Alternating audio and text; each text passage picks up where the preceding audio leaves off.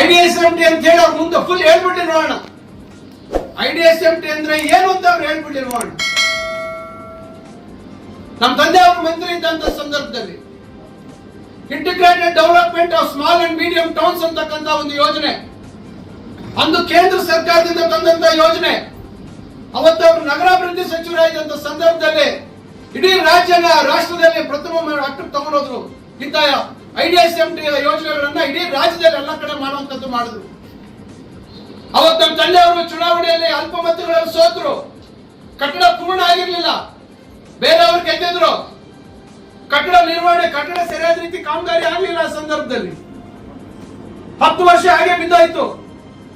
2004ರಲ್ಲಿ ನಾನು ಮತ್ತೆ ಶಾಸಕರಾದ ಮೇಲೆ ಆಜಾದ್ ಚೌಕಲ್ಲಿ ಹೇಳಿದೆ, ಅದನ್ನ ಸಾರ್ವಜನಿಕ ಉಪಯೋಗಕ್ಕೆ ನಾನು ಮಾಡ್ಕೊಡ್ತೀನಿ ಅಂತ ಹೇಳಿ ನಾನು 3 ವರ್ಷದಲ್ಲಿ ಇದ್ದಂತ ಕಾನೂನು ತೊಡಕುಗಳನ್ನ ನಿವಾರಣೆ ಮಾಡಿ ಅದನ್ನ